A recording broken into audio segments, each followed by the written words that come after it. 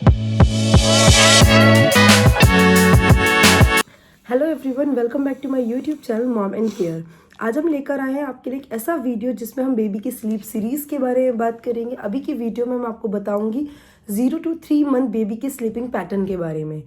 तो चलिए अब वीडियो शुरू करते हैं। बट वीडियो शुरू करने से पहले मेरी वीडियो को एंड तक देखिएगा, क्योंकि इसमें बहुत सारी ऐसी इन्फॉर्मेशन है जो आपको बहुत हेल्प करेंगी। मैं इस वीडियो को क्वेश्चन आंसर में पुटअप करके आपको इस वीडियो को समझाऊंगी, जिसमें आपको काफ़ी हेल्प होगी कि आपको जो भी प्रॉब्लम्स हैं बेबी की स्लीपिंग से, कि वो क्यों नहीं सोता है और हमें कैसे उसको सुलाना चाहिए, सब चीज़ें हम आपको क्वेश्चन आंसर करके पुटअप करके बताएंगे, तो जिससे आपको काफ़ी हेल्प होगी। तो मेरी वीडियो शुरू करते हैं। बट मेरी वीडियो शुरू करने से पहले मेरी वीडियो को लाइक कीजिए, मेरे चैनल को सब्सक्राइब कीजिए। तो चलिए अब वीडियो शुरू करते हैं। Now let's start. As we all know, baby की स्लीपिंग पैटर्न उसके एज के हिसाब से चेंज होती रहती है। जब छोटा बेबी होता है तो उसकी स्लीपिंग पैटर्न अलग होता है। जब वो बड़ा होता रहता है तो धीरे धीरे उसका स्लीपिंग पैटर्न डिफरेंट तरीके से कन्वर्ट हो जाता है। तो चलिए, सबसे पहला हमारा क्वेश्चन है कि व्हाट इज़ ट्रांजिशन। ट्रांजिशन किसे कहते हैं? तो ट्रांजिशन होता है जब बेबी वूम में होता है तो उसका जो वहाँ का एनवायरनमेंट होता है वो काफ़ी डिफरेंट होता है। वो एक वाटर बैग में होता है, बिल्कुल वाटरी होता है सब कुछ। उसके पास क्लोथ्स नहीं होते हैं, वो डायपर में नहीं होता है, नो पी नो पूप, कुछ भी उसको नहीं होता है वहाँ पे। और सबसे स्पेशल है कि उसको वहाँ पे डायरेक्ट फूड सप्लाई होता है, तो उसे किसी भी तरीके के एफर्ट्स करने की, किसी भी चीज़ की दिक्कत नहीं होती है। No light, no AC, no cooler, something कुछ भी नहीं होता है। वहाँ लोग नहीं होते हैं, तो किसी भी तरीके का बेबी की लाइफ में कुछ भी इनपुट नहीं होता है, कोई भी चीज़। तो जब जैसे ही बेबी वर्ल्ड में एंटर करता है वैसे ही एकदम उसकी लाइफ चेंज हो जाती है। वो एकदम एक न्यू फेज देखता है अपनी लाइफ का, जिसे हम ट्रांजिशन पीरियड कहते हैं।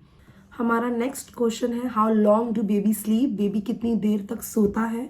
हाँ जी, जब बेबी न्यूबॉर्न होता है तो वो 18 to 20 आवर्स स्लीप लेता है।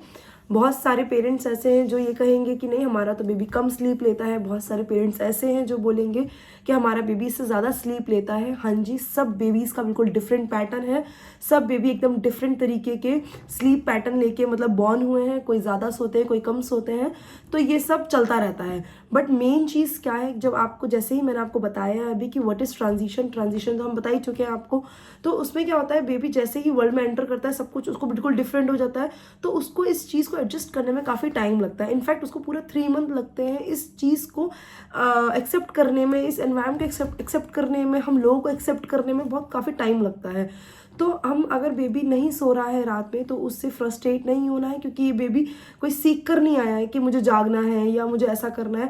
अगर आप बेबी को सही तरीके से सुलाएंगे, सही उसको उसका एनवायरनमेंट सही रखेंगे, सही चीज़ें उसके साथ करेंगे, उसकी नैपी, उसकी फीड, उसकी हर चीज़ का ध्यान रखेंगे, तो बेबी को ये सब प्रॉब्लम्स नहीं होंगी और उसको वो आसानी से अपनी स्लीप ले पाएगा। अब हमारा नेक्स्ट क्वेश्चन है, how many naps in a day. Baby दिन में कितनी नैप्स लेता है? तो यहाँ पे जो बेबी है वो बिल्कुल न्यू बॉर्न है, तो उनका कोई रूटीन फिक्स नहीं है। तो वो कोई इनका रूटीन नहीं चल रहा है जिससे वो, उसका जो स्लीपिंग टाइम होगा वो फिक्स्ड होगा और वो उसके हिसाब से सोएगा। तो ऐसा कुछ भी नहीं है। या जो बेबी है वो बिल्कुल उसकी चॉइस है, उसका कंफर्ट है, वो अपनी डिमांड से सोता है। ये सब उसको बिल्कुल आपके बेबी पे डिपेंड करता है। जैसा आपका बेबी है, हर बेबी डिफरेंट है, उसका डिफरेंट डिफरेंट डिमांड्स है, डिफरेंट कंफर्ट्स है, डिफरेंट चॉइस है। तो हमारा जो टारगेट है बेबी की स्लीपिंग पैटर्न में, वो ये है कि जब भी बेबी सोए हमें उसको उठाना नहीं है, उसकी नींद को ब्रेक नहीं करना है। क्योंकि जो बेबी है उसका ब्रेन और बॉडी का डेवलपमेंट हो रहा होता है जब बेबी स्लीप कर रहा होता है। जब भी बेबी सोए हमें इस बात का ध्यान रखना है कि वहाँ का इन्वायरमेंट काफ़ी सूद हो, काफ़ी काम हो, जिससे बेबी काफ़ी हैप्पी एंड कंफर्ट फील करे। हमारा नेक्स्ट क्वेश्चन है, how to provide good sleep to baby. हमें अपने बेबी को अच्छी नींद कैसे प्रोवाइड करें? सबसे पहला टिप है, बेबी को स्वेडल करें। बेबी को स्वेडल करने से क्या होता है, जब बेबी वूम में होता है तो वो काफ़ी डिफरेंट एनवायरनमेंट होता है। जब वो बाहर आ जाता है तो उसके लिए बिल्कुल टोटल डिफरेंट हो जाता है एकदम। अगर हम बेबी को स्वेडल करके रखेंगे तो एकदम वो वूम वाला फील हम उसे दे सकते हैं, उसे वो कंफर्ट दे सकते हैं जो वो वूम में रहकर फील करता है। तो उसके बाद अब हम बताएंगे आपको, हमारा सेकेंड टिप है बेबी की फीडिंग पैटर्न। बेबी का फीडिंग पैटर्न क्या है, मतलब डॉक्टर्स ने ऐसा बोला है, जब सुहान बॉर्न हुआ तो मुझे भी डॉक्टर ने बताया कि मुझे उसे एवरी 2-3 आवर्स में फीड कराना है। बट इसका मतलब ये नहीं है बिल्कुल भी कि आप बेबी को उठाएंगे और उसको फीड कराएंगे, ऐसा बिल्कुल भी नहीं है। अगर आपका बेबी 2-3 आवर्स से ज़्यादा हो गया सोते हुए तो आप उसे मत उठाइए, उसे सोने दीजिए। ऐसा नहीं है कि हम बिल्कुल 5 to 6 आवर्स उसका वेट करें कि वो सोए, नहीं, हमें फिर तो उसको उठाना ही है। बट उससे पहले आप उसको सोने दीजिए। उसकी जो स्लीप है उसे डिस्टर्ब बिल्कुल भी मत कीजिए, क्योंकि उससे क्या होता है, जब बेबी स्लीपिंग मोड में है तो उसका ब्रेन बॉडी डेवलप हो रहा है, और अगर आप उसे डिस्टर्ब कर देंगे तो ऐसे ही वो उसका जो मतलब जो सब चीज़ें हैं वो रुक जाएंगी, स्टॉप हो जाएंगी, और उसे काफ़ी टाइम लगेगा इन सब चीज़ों को डेवलप करने में। हमारा नेक्स्ट स्टेप है बेबी की मसाज एक्टिविटी। तो बेबी की मसाज एक्टिविटी में क्या है, अगर हम अपने बेबी को डेली मसाज देंगे तो वो एक काफ़ी अच्छी स्लीप ले सकता है, काफ़ी उसको मज़ा आ जाएगा सोने में भी। वो एकदम मतलब कंफर्ट होगा, एकदम नेक्स्ट मोड में होगा, एकदम डिफरेंट मोड में, बहुत ज़्यादा मतलब फील हैप्पी होगा वो। तो उसको सोने में काफ़ी आसानी हो जाएगी। मसाज से बहुत फ़ायदे हैं। बेबी जैसे जैसे आप उसके साथ अपना मतलब उसका टाइम आप देते रहेंगे, उसको समझते रहेंगे बेबी को, तो आप समझेंगे कि मसाज देने से बेबी की लाइफ में कितना चेंज आया है और बेबी कितना हैप्पी है। बट ये सब कुछ आपको उसकी अम्बिलिकल कॉर्ड गिरने के बाद करना है, उससे पहले ये एक्टिविटी आपको बिल्कुल भी उसके साथ नहीं करनी है। कुछ लोग क्या करते हैं, समर्स में तो लोग एक ही बार उसको मसाज देते हैं, बट विंटर्स में क्या होता है, काफ़ी चिल्ड होता है, काफ़ी कोल्ड होता है। तो मतलब कुछ बेबी ऐसे होते हैं जो विंटर्स में बॉर्न होते हैं, ये उनके लिए है कि आप अपने बेबी को विंटर में 2 बार मसाज करेंगे तो उसके लिए वो बहुत अच्छा है। वो डे की स्लीप भी बहुत अच्छी ले सकता है और वो एक नाइट की स्लीप भी बहुत अच्छी ले सकता है। जब वो सो के उठे तब आप उसे मसाज दीजिए, और जब आपका बेबी सोए तब आप उसे मसाज दीजिए। उससे क्या होगा, बेबी का पूरा दिन एकदम सूझ जाएगा। हमारा नेक्स्ट स्टेप है बेबी की अवेक टाइम की विंडो। हाँ जी, तो हम आपको बताएंगे कि बेबी के अवेक टाइम की लास्ट विंडो कितनी होनी चाहिए। मिनिमम 45 मिनट्स होनी चाहिए, इससे ज़्यादा नहीं।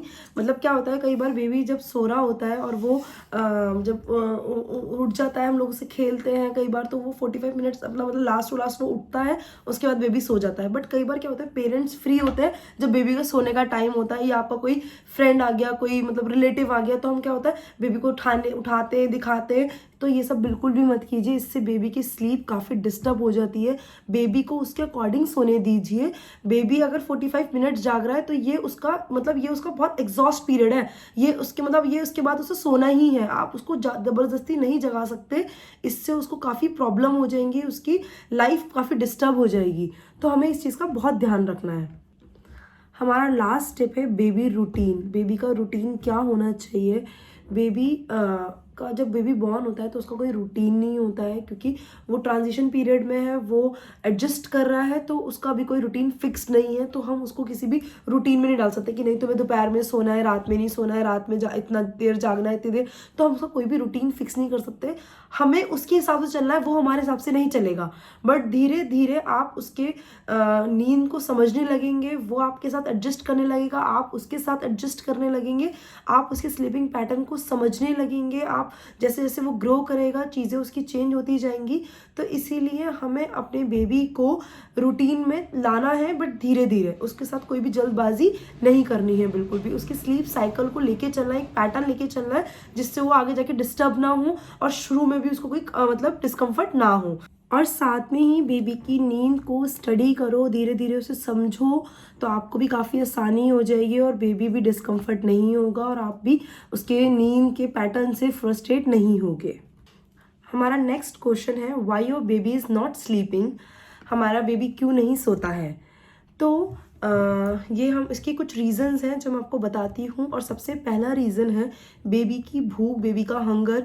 जब बेबी काफ़ी भूखा होता है तो वो स्लीप नहीं ले पाता। जब छोटे जो बेबी होते हैं ना, वो कुछ बेबी ऐसे होते हैं थोड़ी सा फीड लेते हैं और काफ़ी देर के लिए सो जाते हैं। बट कुछ बेबी कैसे होते हैं, वो थोड़ा सा फीड लेंगे, फिर थोड़ी देर सोएंगे, फिर फीड लेंगे। तो इसमें क्या होता है, जो अगर बेबी कम फीड लेगा, अगर उसको मिल्क सप्लाई कम है, तो वो काफ़ी भूखा रहेगा। उसकी वजह से उसको सोने में काफ़ी प्रॉब्लम होगी, और जिससे उसका पेट हमेशा खाली रहेगा। तो हमें इस चीज़ का काफ़ी ध्यान रखना है कि बेबी का कंप्लीट फीड उसको मिल रहा है या नहीं मिल रहा, यह हमें उसको मतलब चेक करते रहना है।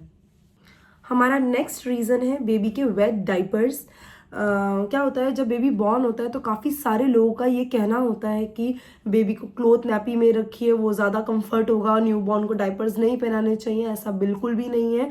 जब से ज़ुहान बॉर्न हुआ है तब से हम उसे डायपर में रखते हैं। द डे 1 जब से वो बॉर्न हुआ है तब से अब तक वो डेली डायपर में रहता है। बट डायपर में रखने का मतलब ये नहीं कि आप अगर आपने एक बार डायपर पहना दिया उसके बाद आपकी सारी टेंशन से आप फ्री हो गए हो, ऐसा कुछ भी नहीं है। आपको काफ़ी सारी चीज़ों का ध्यान रखना है। सबसे पहला आपको अपनी डायपर की क्वालिटी, ये बहुत मैटर करता है कि आपकी डायपर की क्वालिटी कैसी है। आप अच्छी डायपर्स लीजिए जिससे बेबी डिस्कम्फर्ट ना हो। आप उसके बेबी का डायपर के जो चेंजिंग टाइम है उसका ध्यान रखिए। 2-3 आवर्स में हमेशा उसका डायपर चेंज करते रहिए, इससे ज़्यादा उसके डायपर को फुल मत होने दीजिए। और साथ में ही आपको इसका ध्यान रखना है कि वो कैसे, उसकी हाइजीन का, उसकी क्लीन का, कि मतलब हमें बेबी को क्लीन रखना है। और इसके साथ ही हमें एक चीज़ का और ध्यान रखना है और वो है बेबी की रैश क्रीम। हमें बेबी को जब भी हम बेबी को डायपर पहनाएं हमें हमेशा उसके ऊपर रैश क्रीम अप्लाई करनी है डायपर पहनाने से पहले। कभी भी डायपर, मतलब ऐसा नहीं है कि जब उसको रैशेज हो रहे हैं तब उस पर अप्लाई करो। आप उसका वेट क्यों कर रहे हो कि रैश होगा तब हम डायपर मतलब उसको रैश क्रीम देंगे, ऐसा कुछ भी नहीं है। आप पहले से ही इसकी तैयारी करके रखिए कि आप उसको पहले रैश क्रीम लगाइए फिर डायपर पहनाइए। उससे बेबी को रैश क्रीम के मतलब रैश के चांसेस भी काफ़ी कम हो जाएंगे और आपको इस पूरे प्रोसीजर में काफ़ी दिक्कत भी नहीं होगी। हमारा नेक्स्ट रीज़न है न्यू मदर का एग्जॉस्ट होना। न्यू मदर एज इन जब मदर बेबी को बॉर्न करती है तो आफ्टर डिलीवरी, चाहे वो सी सेक्शन डिलीवरी हो चाहे वो नॉर्मल डिलीवरी हो, मदर काफ़ी एग्जॉस्ट होती है। उसका जो मिल्क का सप्लाई होता है वो काफ़ी कम होता है। बहुत कम मदर्स होती है जिनको काफ़ी अच्छा सप्लाई आ रहा होता है। मतलब ज़्यादा अगर ऐसा ही होता है कि मदर को मिल्क का सप्लाई काफ़ी कम होता है तो हमारे थोड़ा टाइम लगता है सप्लाई को होने में, मतलब मिल्क बनने में थोड़ा टाइम लगता है। तो बेबी क्या होता है, जब बेबी की नींद कैसे डिस्टर्ब होती है, जब हमें सप्लाई कम होगा और बेबी सक कर रहा होगा तो थोड़ा थोड़ा उसको फीड आएगा, वो फिर चुप मतलब रुक जाएगा।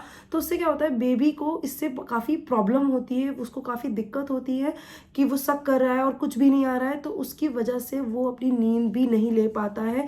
वो थोड़ी सी नींद लेता है फिर उठ जाता है फिर सक करता है, तो इससे उसको काफ़ी प्रॉब्लम क्रिएट होती है। तो इसलिए हम सबसे पहले हमें अपनी आफ्टर डिलीवरी हमें अपने लैक्टेशन से मिलना चाहिए, जिससे वो हमें बताएंगे कि हमें ऐसी क्या क्या चीज़ें खानी चाहिए जिससे हमारा मिल्क का सप्लाई काफ़ी अच्छा हो जाए।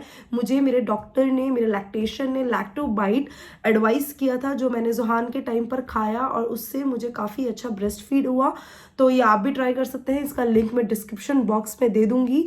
तो आपको इस चीज़ का काफ़ी ध्यान रखना है कि बेबी का जो मिल्क है, जो हम मतलब जो बेबी को मिल्क का टाइमिंग है वो हमें टाइम पर देना है और हमारा सप्लाई भी अच्छा हो ताकि बेबी को उसकी स्लीप में दिक्कत ना हो। और हमें हमेशा इस बात का और ध्यान रखना है कि हमें बेबी, मतलब ऐसा नहीं कि वो एक ईच साइड से एक घंटा फीड कर रहा है, ऐसा बिल्कुल भी नहीं होना चाहिए। हमें इस बात का ध्यान रखना है कि 15 मिनट वो ईच साइड से फीड करे और हम उसको दोनों तरफ से फीड कराएं जिससे उसको दोनों तरफ का मिल्क प्रोवाइड हो। हमारा नेक्स्ट रीज़न है एनवायरनमेंट। तो ये काफ़ी मैटर करता है कि आप जब बेबी के साथ हैं तो आप बेबी को कैसा एनवायरनमेंट दे रहे हैं, क्योंकि स्लीपिंग में क्या होता है, जब हम खुद इतने बड़े हो चुके हैं अभी भी हम अगर हमें सोना हो तो हमें काफ़ी काम चाहिए होता है रूम, मतलब ऐसा नहीं है कि लोग बैठे हुए हैं बातें कर रहे हैं और हम सो रहे हैं, ऐसा नहीं है।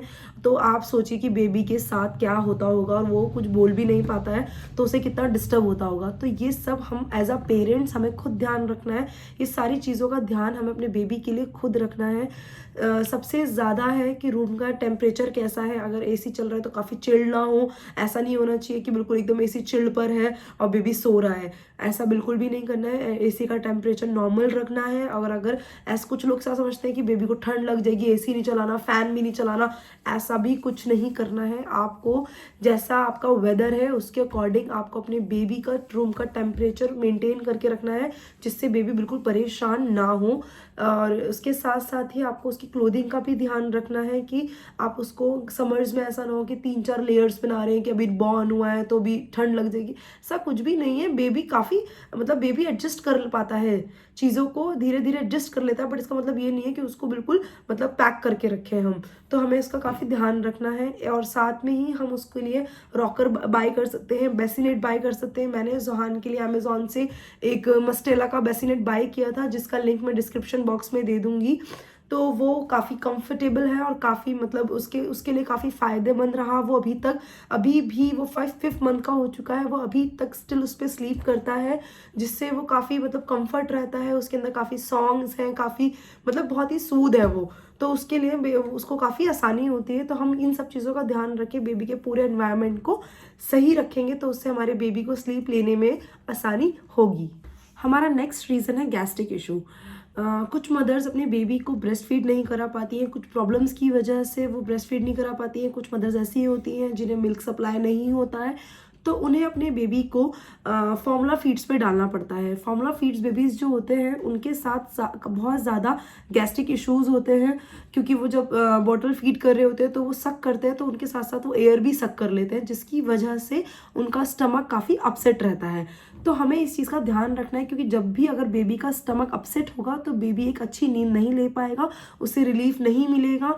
तो इसका हम ध्यान कैसे रखें? मुझे ज़ुहान के टाइम पे डॉक्टर ने कॉलिकेट ड्रॉप्स दिए थे। इसको यूज़ करने से पहले एक बार आप अपने डॉक्टर से कंसल्ट कर लीजिएगा, क्योंकि वो आपको आपके बेबी के अकॉर्डिंग बता देंगे। बट इससे बेटर है कि आप अपने बेबी को घर में हींग का नुस्खा बना के दीजिए, जो काफ़ी फ़ायदेमंद भी है और उससे आप डेली बेसिस पे भी यूज़ कर सकते हैं। क्योंकि जो कॉलिकेट ड्रॉप्स है उसे आप डेली बेसिस पे यूज़ नहीं कर सकते, वो कभी कभी यूज़ कर सकते हैं। बट हींग का नुस्खा आप डेली बेसिस पे अपने बेबी को दे सकते हैं, जिससे उसको गैस में काफ़ी रिलीफ होगा और जिसकी वजह से वो एक अच्छी नींद भी ले पाएगा। चलिए, आज की वीडियो में बस इतना ही। आई होप मेरी ये वीडियो आपको हेल्प करेगी आपकी बेबी की बेटर स्लीप के लिए।